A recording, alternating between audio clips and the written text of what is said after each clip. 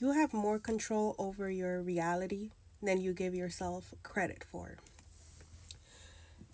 As long as we are repeating cycles, not learning lessons, not overcoming obstacles, and we continue to be in this hamster wheel type of thing, and we're like, oh, poor me, this happened to me, this was done, this was.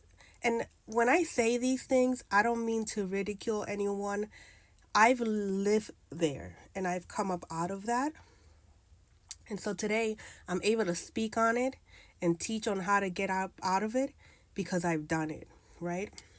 And so in my process of being in my pity party, I've learned that I have more control and more power than I was giving myself.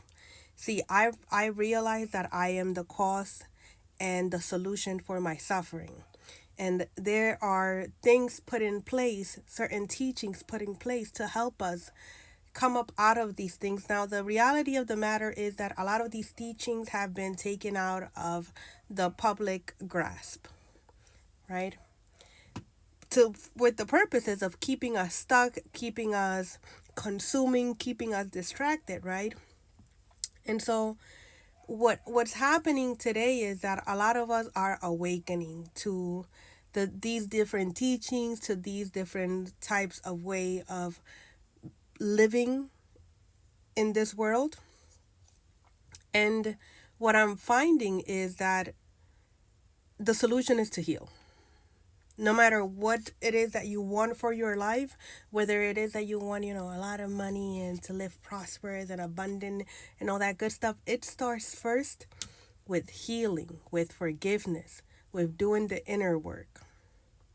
The reason being that you have to build your stability, your future on a solid foundation.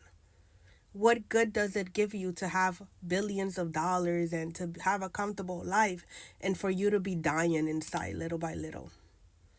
For you to be in agony, for you to be hateful and grumpy all the time. The first step is for you to heal, for you to address yourself, for you to address your inner self, for you to address that broken child within you and heal and do the healing work. And you can only do that. Nobody can do that for you. And so one of the things that I was contemplating was the laws of cause and effect. Some call it karma, some call it you reap what you sow. It's the same thing, it's the same teaching, just different names for it. The same way that I preach on God is within us, we have to heal to go within. There are other ways to obtain that same thing. I just learned that way, and that's what I teach. Other people get a Bible and they can quote scripture and they live off that scripture and they live a great life and they're great people. And then there's so many other ways that I have no clue about. But I know this one works because I've done it. Right? So the same thing with these teachings, with these universal laws. This one, which is the cause and effect, the laws of cause and effect, which I like to call karma, right? And what I want to introduce is the ideal, the concept of the wheel of karma. Meaning, if we continue to repeat the same patterns, if we continue to do the same thing, we're going to be in this wheel, like in a hamster wheel, just repeating the same thing over and over again. And what that does is that fragments the quality, the strength of our soul because we continue to repeat the same things over and over and over again. And we get the same results, if not worse. And so when we find ourselves in that situation, we want to implement the concept that we have control of that wheel because we're the one making those decisions. We're the ones engaging in certain things. We're the ones participating in certain things.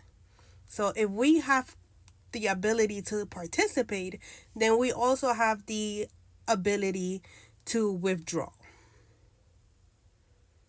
Because we have free will, that this is the world of free will. We have free will.